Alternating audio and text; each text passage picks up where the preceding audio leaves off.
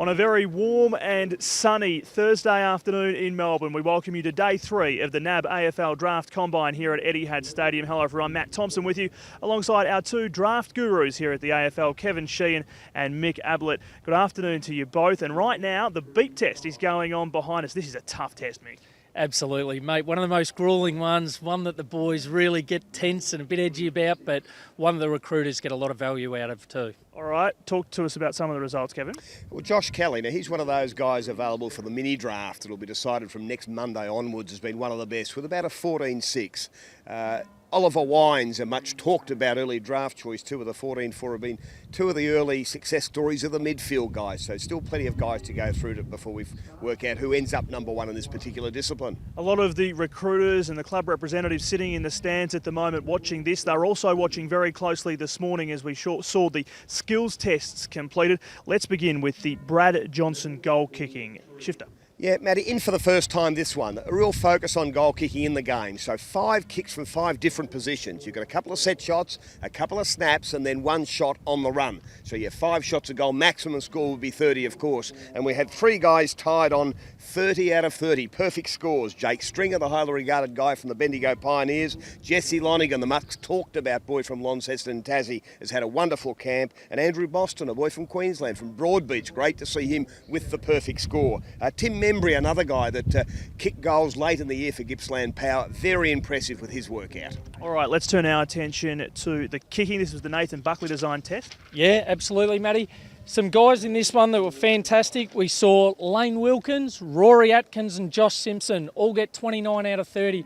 It's a test that measures the guys, 3 kicks on either side of the body, 3 different distances. So all those 3 guys, fantastic in this particular event. Nathan Rovert was another one. He's a beautiful, small, pint-sized midfielder, but an accumulator of the footy. Again, 26 out of 30 for Nathan. He was one to watch also. Now, the Matthew Lloyd clean hands test. Talk to us about this. Don't fumble the ball, use it smartly right and left hand. A very simple test, but you need to be disciplined and neat with it. Lane Wilkins and Matthew Dick were the 2 stars, both with 29 out of 30. Lane, of course, from Pill Thunder in WA, Matthew Dick from the Calder Cannons, a Vic Metro rep. Another one we like was Nick Vlosten. Nick was the captain of Vic Metro, the most, one of their most valuable players, a great leader. He plays that way too. He never fumbles a thing. He's got a great hard edge. Nick Vlosten, 26 out of 30, very impressive. Okay, now, of course, the focus this week has been quite heavy on the international talent that we've got here at the NAB AFL Combine. Kevin, there are some people out there that are a bit critical of it. We saw today that the American boys didn't do the skills tests. So there's a good reason for that? Well, the reason's pretty obvious. They've picked up a Sherrin about a month ago. So really this is to test you at the attributes you're gifted with and have been working on. And so over time they'd learn the game. This is their starting point. They've been fantastic with the Sherrin in their hand the last week, but we're not put them under the test of the similar test of boys that have been playing this game all of their lives. Well, let's hear from Tony Woods. He's the man behind this concept, if you like. He's the International Development Manager of the AFL, and he says that it's absolutely justified to be bringing this international talent to try out for the AFL. You know, and for me it's about breaking through those paradigms and opening our mind to the possibility, and if it is the best game in the world, then the best athletes from around the world should be playing it and also be given the opportunity to play it. Tony Woods there. Now, we've spoken, Mick, a lot about the Irishmen. Obviously, you know, America is kind of a new frontier, if you like, in terms of trying to get talent out here. The Irish, though, have had a great deal of success before, and the 2 boys that are out here are under the tutelage of Ty Kennelly. Yeah, absolutely. Sean Hurley and Emmett Bradley. There are a couple of guys that played with the European Legion earlier in the year against the AISAFL Academy in London.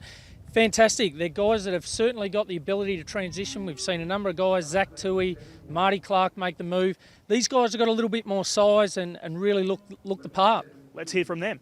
After seeing greats like Tyg and Jim Steins, like even reading Jim Steins' book as well, I'm sure Tyg will have one soon. I have already, man. What are you doing? Have you watched it? Hey, unfinished business. Get it in there. A similar story for you? Yeah, well, after reading Ty's book and Jim Steins' book, it's great to see that people from Ireland can make the transition and become stars of the game.